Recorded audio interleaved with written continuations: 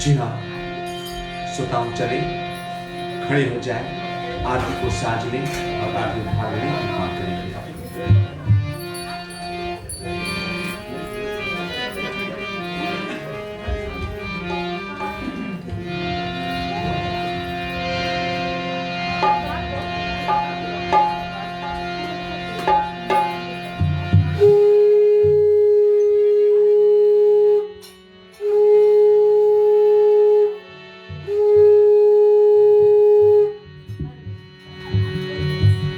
प्रेम से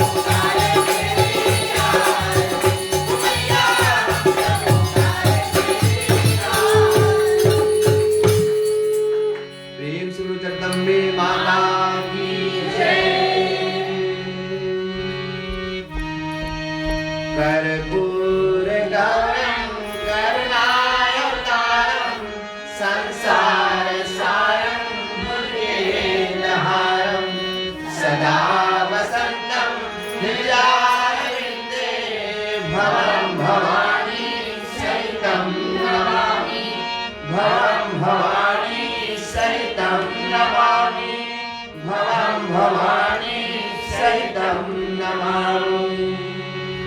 प्रेम से दुर्गे माता की जय। चलिए श्रद्धा भक्ति से अपने अपने आसन पर लें।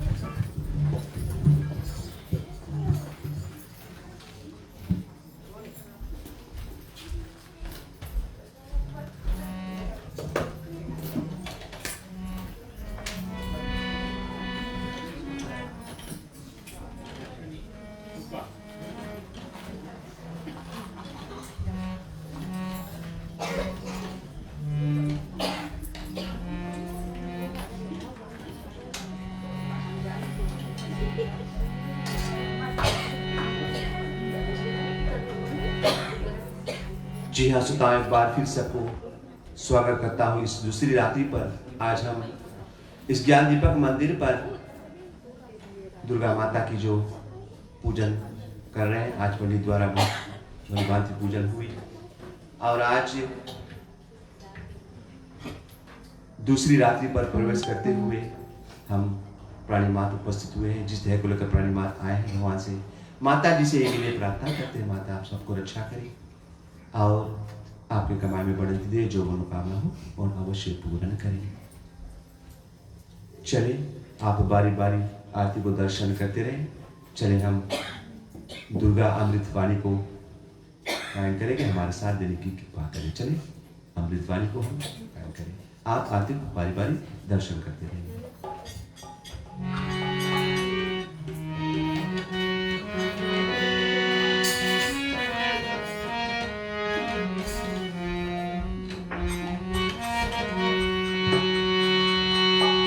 मंगलम भय मोचनी दुर्गा सुख की खान, जिसके चरणों की सुधा स्वयं पिए भगवान।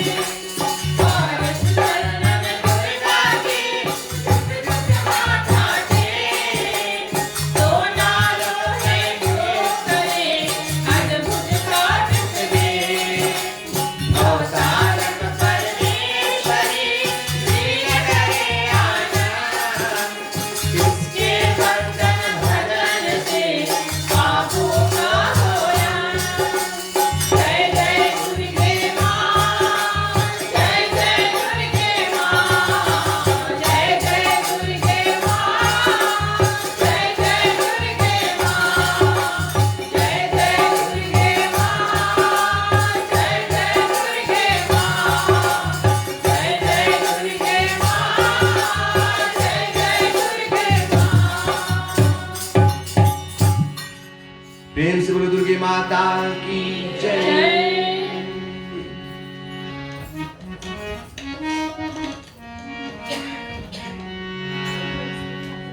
चले कथा संपूर्ण करने से पहले एक छोटी सी कीर्तन, उसके बाद पूरा कथा को आरंभ करेंगे। चले मैया के एक कीर्तन को हम गान करते हैं, आप सब हमारे साथ देने की कृपा करें। चले मैया को रिझाते हैं। नाचते आवे हो झूमते आवे अम्बे मैया जगदम्बे मैया।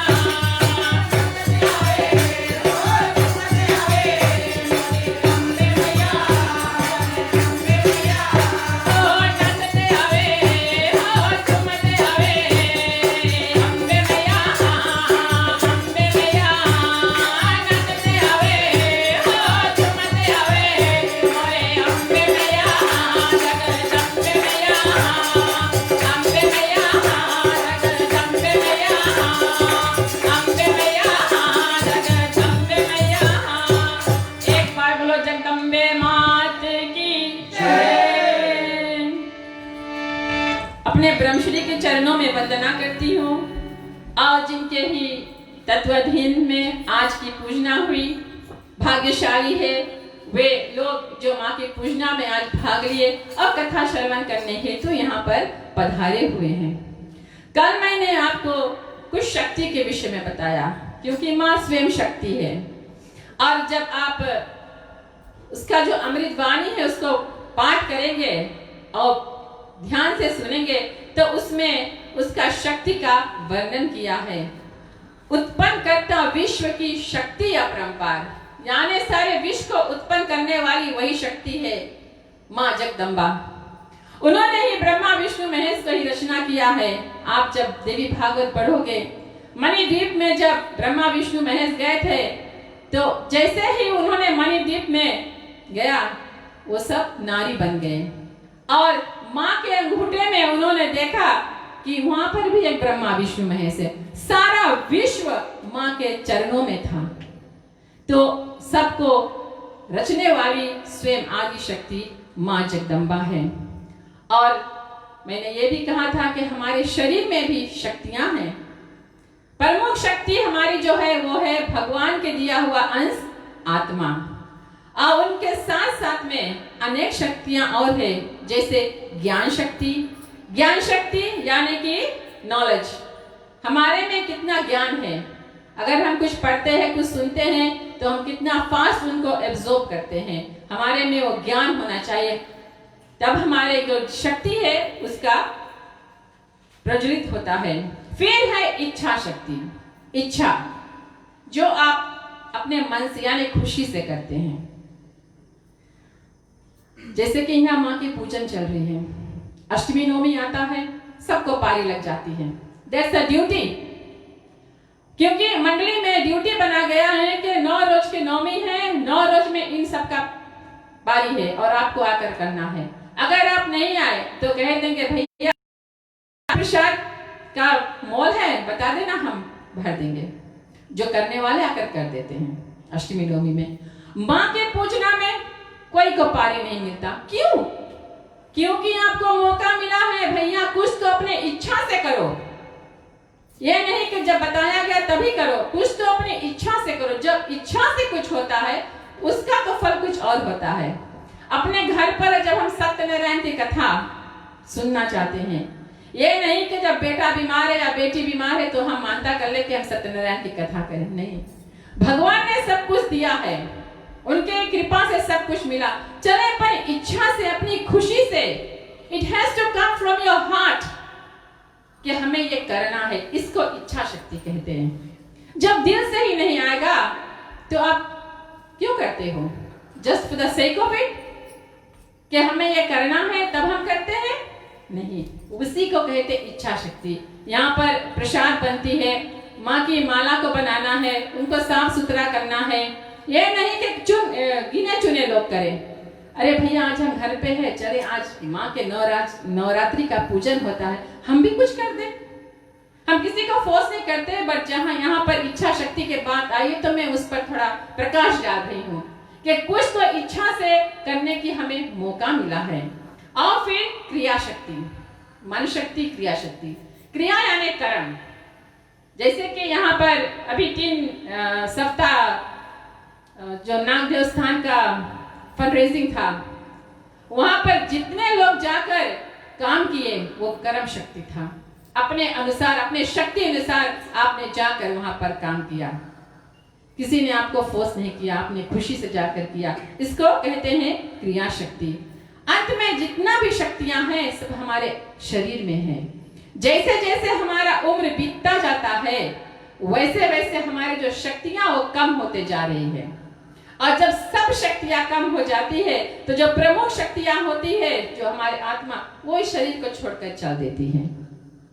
सांसों का क्या भरोसा, सांसों का क्या भरोसा, रुक जाए चलते चलते, रुक जाए चलते चलते। कौन जाने आने वाली वर्ष को हम नवरात्रि मना पाते हैं कि नहीं। अभी तो हमें अगले क्षण का नहीं मालूम है कि हमारा श्वास जो हम अंदर लेते हैं वो बाहर आएगा कि नहीं। तो हम अगले वर्ष की कैसे कामना कर ले? जो करना है अभी कर। और गीता में कृष्ण ने कहा है जो करना है सो अभी कर।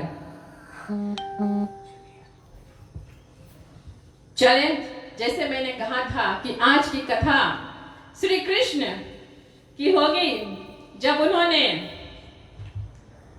उन पर कलंक लगा था।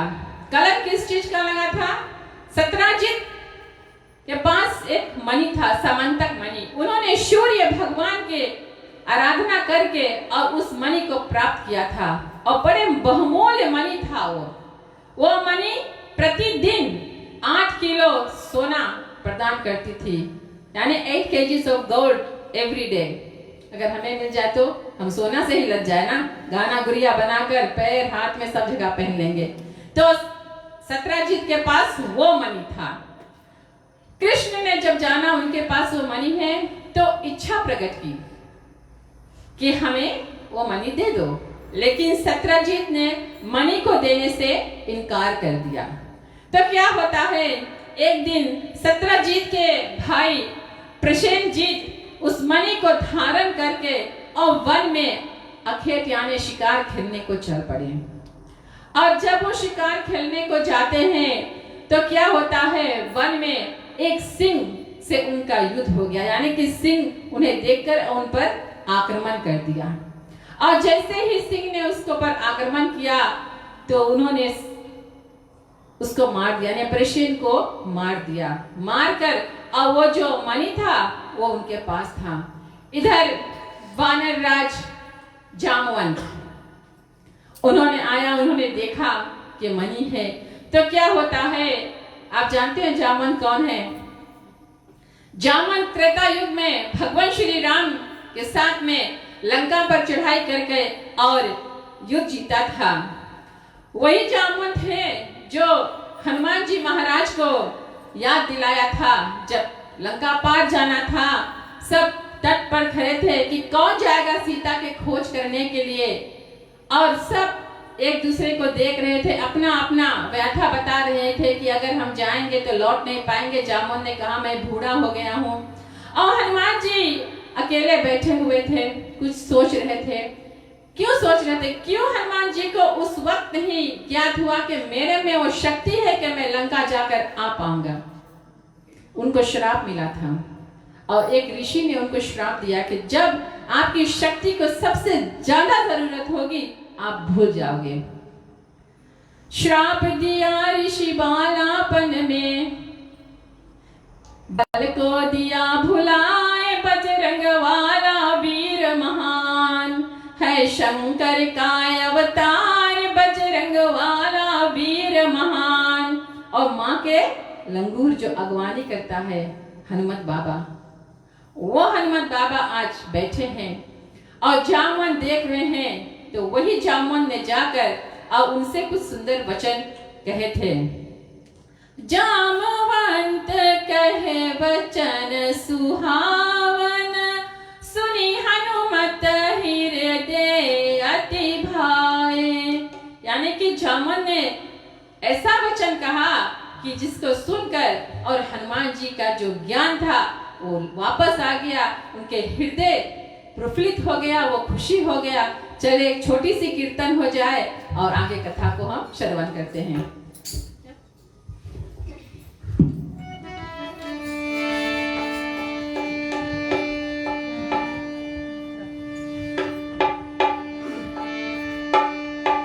आओ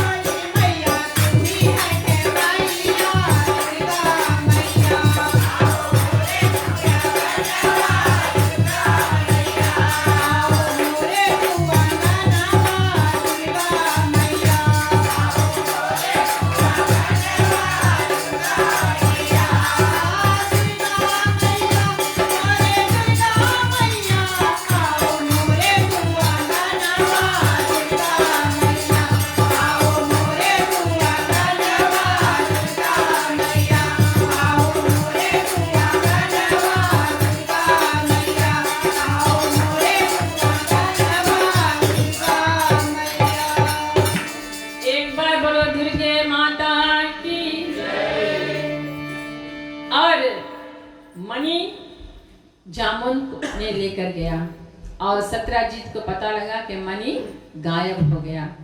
तो उन्होंने क्या किया, उन्होंने इल्जाम श्री कृष्ण पर लगा दिया कि हो ना हो कृष्ण ने और मणि को चुरा ले गया है, क्योंकि उन्होंने उस मणि को प्राप्त करने की इच्छा व्यक्त की थी। और ये बात द्वारका में पहुंच गई, द्वारका में फैल गई कि सत्यजीत ने कहा कि वो जो मणि है वो श्री कृष्ण ले गया। श्री कृष्ण बड़े चिंतित हुए। जब आप कुछ नहीं करोगे और कोई आप पर इल्जाम लगाता है तो मन बड़ा दुखी होगा। आप यही सोचेंगे कि कब मैं इस बात को झुटला दूं कि ये जो इल्जाम मुझ पर लगा वो झूठा है, वो सच नहीं है। तो कभी किसी के ऊपर ऐसे सुनकर इल्जाम मत लगाइए। जब आप अपने आंखों से देखें तभी इल्जाम लगाइए। या मैंने देखा है अमुक व्यक्ति ने इस चीज को उठाया है। भगवान ने दोनों आंखें दिए हैं इसी कारण, मन गढ़ंत कहानी बनाने के लिए या सुनने के लिए। ये जो मन दिया है इस मन मंदिर में भगवान को बसाने के लिए उन्होंने दिया है। ये सुंदर सा सबसे पहला मंदिर क्या है, हमारा शरीर। शरीर के अंदर जो मन है, अगर उसमें भगवान विराजमान है तब हम और मंदिर में जाएं। वहां तो भगवान विराजमान है, वहां जाओगे आपको स्वयं मिलेगा कि भगवान, लेकिन पहले यहाँ पर। तो क्या होता है, कृष्ण आप इसको साबित करने के लिए अपने सेना लेकर और कुछ लोगों को लेकर और चल पड़ते हैं वन की ओर। और क्या होता है, जैसे कृष्ण जी जा रहे हैं तो गुफा के बाहर उन्होंने देखा प्रसेनजीत वहां पर मरा हुआ है और फिर बगल में सिंह मरा हुआ है। तो उन्होंने अनुमान लगा लिया कि सिंह ने उसको मार डाला। सिंह ने तो मार डाला उनको, लेकिन मणि कहाँ गया?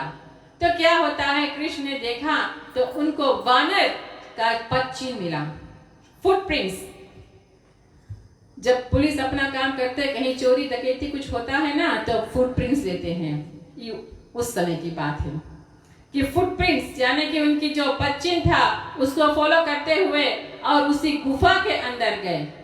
और जब गुफा के अंदर गए, अब वानर क्या जाने वो मणि क्या है। तो जामन का एक बेटा था, उन्होंने उस मणि को खेलने लगा बोल समझकर। क्या भाग्यशाली है, बोल भी मिला मणि के रूप में और उनको खेलने लगे। तो कृष्ण ने गया और उस मणि को ले लिया। और जब कृष्ण ने मणि को ले लिया तो जो बेटा था वो रुदन करने लगा। और ज्यों ही वो रुदन करना आरंभ किया, जामन ने सुना तो दौड़ कर आए। अगर अभी कुछ बच्चे खेल रहे हैं और वहां पर आपका बेटा या बेटी रोने लगे, माँ या पिता कोई भी होगा, दोनों दौड़कर जाएंगे।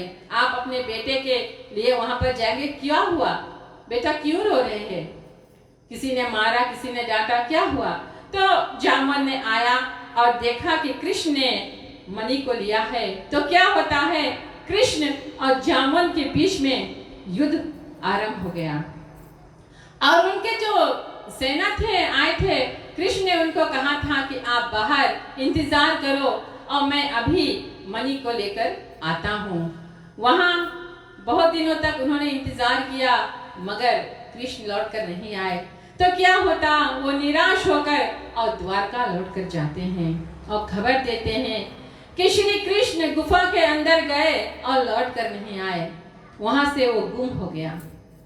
वसुदेव देवकी ने सुना, बड़े विचलित हुए, व्याकुल हुए।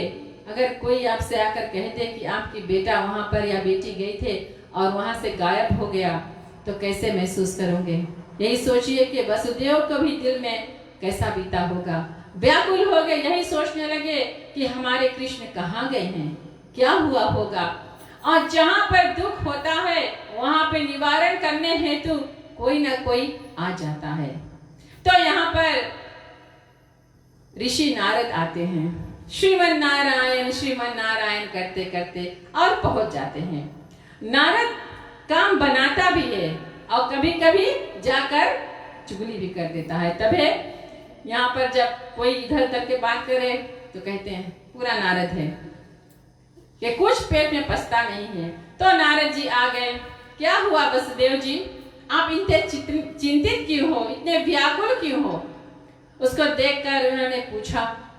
तो वसुदेव जी ने कहा, हे ऋषिवर, कृष्ण मणि लेने को गए थे और गुफा के अंदर गए, हमें पता लगा कि वो गुफा से बाहर नहीं आए, क्या होगा?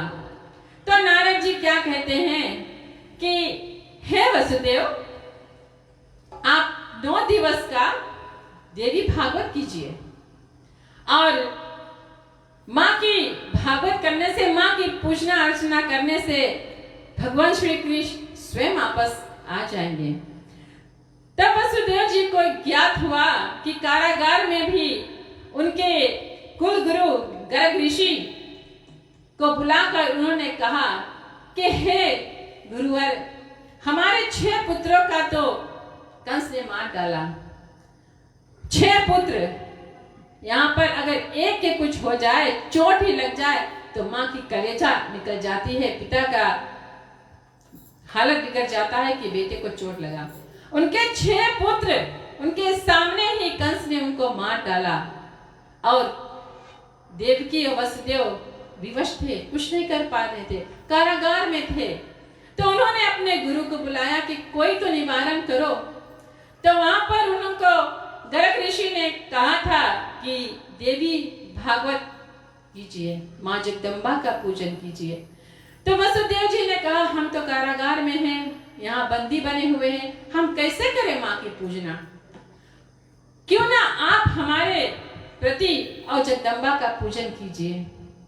तो क्या होता है, वहां से गर्ग ऋषि विंध्याचल पर्वत पर जाकर और देवकी और वसुदेव के प्रति माँ जगदम्बा का पूजन किया।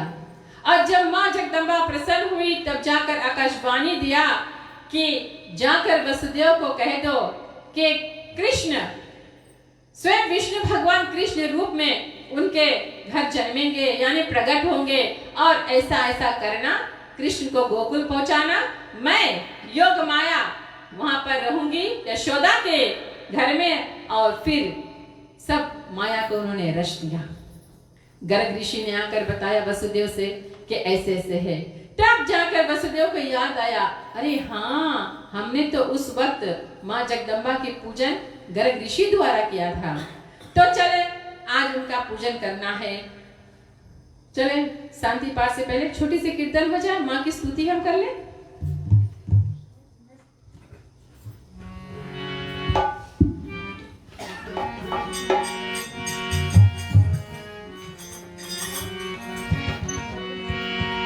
नमो नमो न दुर्गे मां, नमो नमो जगदम्बे मां। नमो नमो न दुर्गे मां, नमो नमो जगदम्बे मां।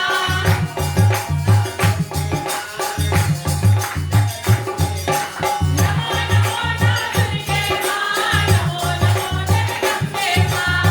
कृष्ण रूप में वसुदेव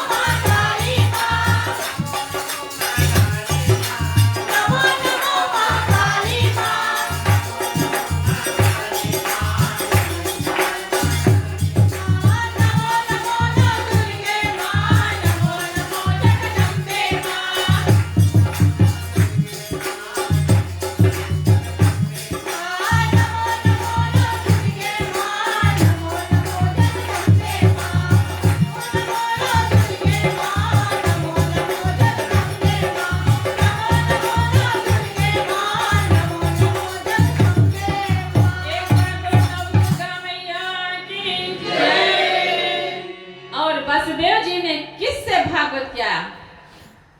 स्वयं नारद ऋषि से। उन्होंने कहा, हे ऋषिवर, हम किसी के पास नहीं जाएंगे, आप ही हमें वो देवी भागवत सुना दीजिए। और इधर नारद जी ने देवी भागवत आरंभ किया। उधर जो युद्ध जामन और कृष्ण के बीच में हो रहा था, जामन का शक्ति कम होते गया, कृष्ण का शक्ति प्रबल हो गया और कृष्ण ने जामन को हरा दिया। जब कृष्ण ने जामन को हरा दिया, तब जामन ने मणि और अपनी बेटी जामवंती दोनों को कृष्ण को सौंप दिया। इधर भागवत चल रहा है, उधर श्री कृष्ण अपने भार्या यानी जामवंती को लेकर और समंतक मणि को साथ लेकर और अपने घर द्वारका को आए हैं। और जब वसुदेव ने देखा कि हमारे कृष्ण आ गए तो बड़े खुशी हो जाते हैं। कौन पिता नहीं खुशी होगा जब बेटा गुम हो जाए और आ जाए। ये सब आदि शक्ति माँ जगदम्बा की कृपा से हुआ। जब उन्होंने 9 दिन का भागवत किया तो भगवान श्री कृष्ण और उनके पास लौट कर आ गए। आज दूसरी रात्रि है और दूसरी रात्रि में ब्रह्मचारिणी का जो रूप है उसका पूजन किया जाता है। कल शैलपुत्री थी और आज ब्रह्मचारिणी है।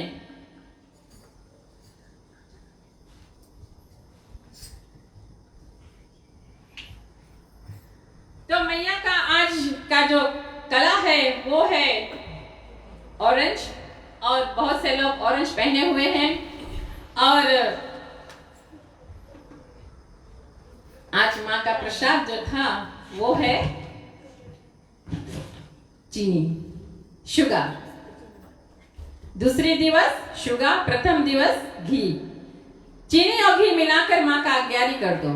ओम हैं ह्रीं क्लीं चामुंडे विचे। तो देखो माँ की शक्ति अपरंपार है। और इसी के साथ साथ में कल माँ का कौन सा रूप होगा? पहली शैलपुत्री कहलाए, दूसरी ब्रह्मचारिणी कहलाए, तीसरी चंद्र घंटा। कल चंद्र घंटा और कल माँ को खीर अर्पण करना चाहिए। और कलर कौन सा है पंडित जी? हर साल बदलता रहता है। प्रथम दिवस किसी ने कहा येलो, किसी ने कहा ऑरेंज और किसी ने कहा ग्रे था। तो कल का कौन सी कलर है? सफेद, व्हाइट। ब्रह्मचारिणी वो पर्वतराज की बेटी ब्रह्मचारिणी के रूप में प्रकट हुई और शिव को पति रूप में पाने के लिए उन्होंने घोर तपस्या किया। इतना बड़ा तपस्या किया कि ऋषि मुनि सब उस तपस्या का वाहवाह कर रहे हैं और यही कहा कि आपको शिव जी पति के रूप में अवश्य मिलेंगे। तो क्या होता है, माँ ब्रह्मचारिणी जो है वो तप में लीन रहती है।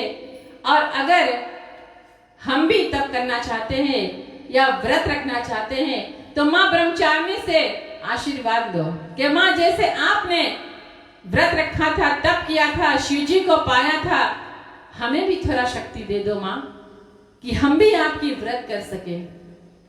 जैसे जैसे हमारा उम्र जाता है तो हमारा जो शरीर है वो दुर्बल होने लगता है।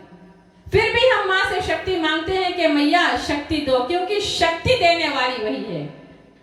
और जब शक्ति दे देगी तो आप सब कुछ कर सकते हो। आदि शक्ति माँ जगदम्बा अपने भक्तों पर हमेशा कृपा बनाए रखती है, हमेशा आशीर्वाद देती है। तभी तो उनका हाथ ऐसा है, वो आशीर्वाद देती है। कभी आप माला पहनाए या चुनरी ओढ़ाए तो माँ का जो हाथ ऐसा है उसको कभी आप ढके नहीं। आप ढक दोगे तो आशीर्वाद कैसे देगी? उसको हमेशा खुला रखना। चले, समय हो गया है, हम छोटी सी कीर्तन कर ले और तत्पश्चात कथा यहीं पर शांति होगी।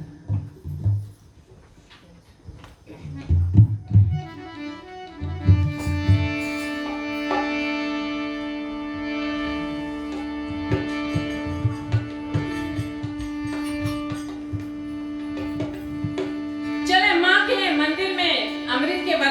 रही है और हम भी उस वर्षा में थोड़ा कुछ कर ले, यानी कि अगर आप चाहे तो गरबा कर सकते हैं।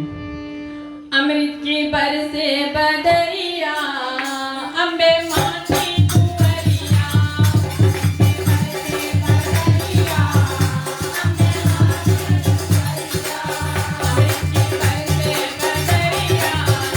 अम्बे माँ की कुंवरिया,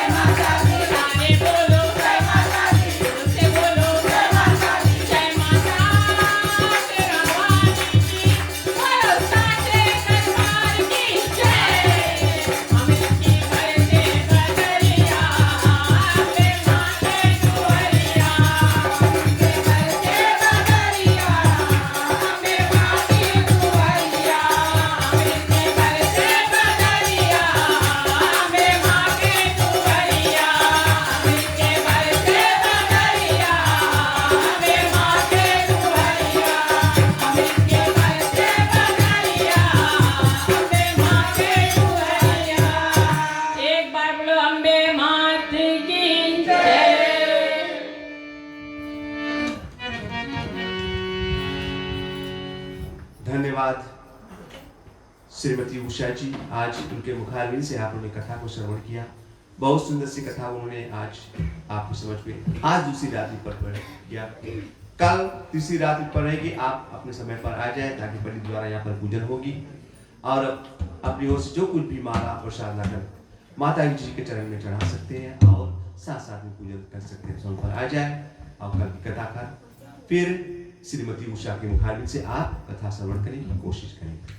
धन्यवाद। हम कल से कोशिश करेंगे कि कथा के बाद में, प्रसाद वितरण के बाद में मैया का गरबा करें। अपना अपना जो डांडिया स्टिक है उसको लेकर आएंगे। तो चले हम मैया के कुछ डांडिया और गरबा करेंगे कल से। चले हाथ को जोड़ लें, कथा को आज शांति करें। तुम्ही हो माता च पिता, तुम्ही हो बंधु च सखा, तुम्ही हो विद्या द्रविणं, तुम्ही हो सर्वं मम देव देवा, तुम्ही हो सर्वं मम देव देवा, तुम्ही हो सर्वं मम देव देवा।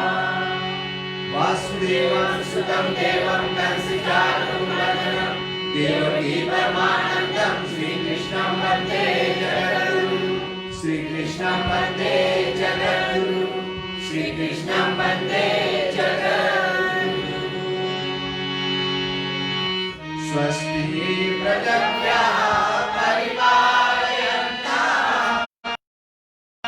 नमस्ते मही महिषा, गोब्राह्मणभ्यो सुखमस्तु नित्यं, लोकाः समस्ताः सुखिनो भवन्तु, सर्वे भवन्तु सुखिनः, सर्वे सन्तु निरामयाः, सर्वे भद्राणि पश्यन्तु मा दुःखभाग्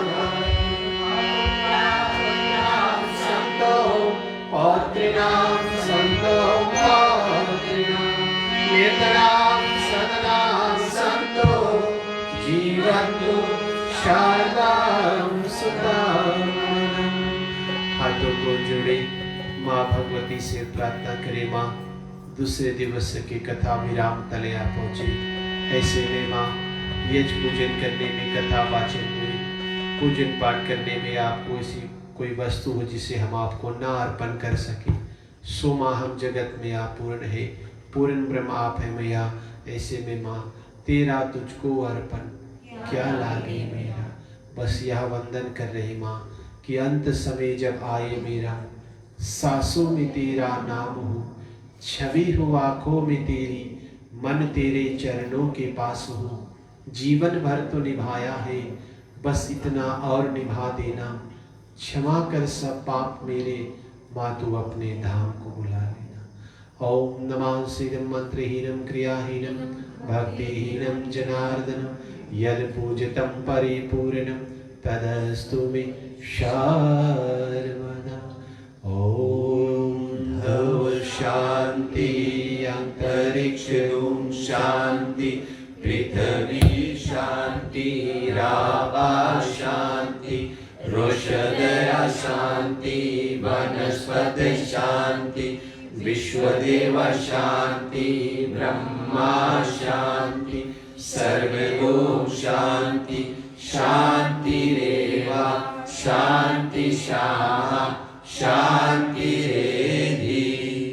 ओम शांति शांति शांति। पार्वती पते हर हर महादेव। जय जय श्री राधे, जय जय श्री राधे, जय जय श्री राधे, जय जय श्री राधे, जय जय श्री राधे, जय जय श्री राधे। धन्यवाद देवियों तथा सज्जनों। सर्वप्रथम बहन श्री उषा जी को धन्यवाद देते कि आपने बड़ी सुंदर से आज दूसरे दिवस की कथा प्रसंग को लेकर के आए और सभी को श्रवण कराए।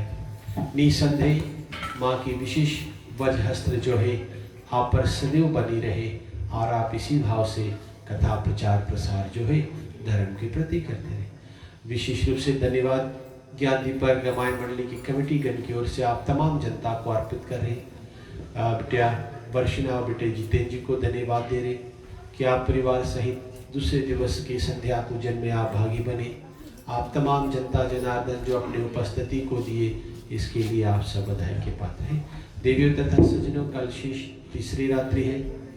देवी माँ चंद्र घंटा का विशेष पूजन की जाएगी और जो भी कोई चाहे सो निर्धारित समय पर आ जाए, और जिससे हम लोग कल की कथा प्रसंग पूजन संध्या जो है उसको निर्धारित समय पर संपन्न करें।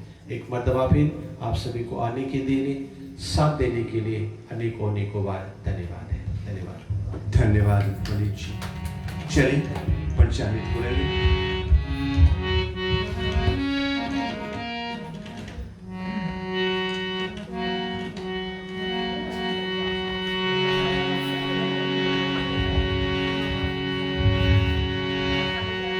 माता कहे सुखाओ बजे, कृष्ण कहे दुख जाए, महिमा महाप्रसाद की पावहु भोग लगाए। श्यावर रामचंद्र की जय। देश गुरु दुर्गे माता की जय। सदगुरुदेव की जय। बालकृष्णाल की जय। एक बार फिर सबको हार्दिक हार्दिक धन्यवाद। चलिए अगर इच्छा हो भगवान चरण में कुछ योगदान देने के लिए आप दान चढ़ा सकते हैं, जा सकते हैं।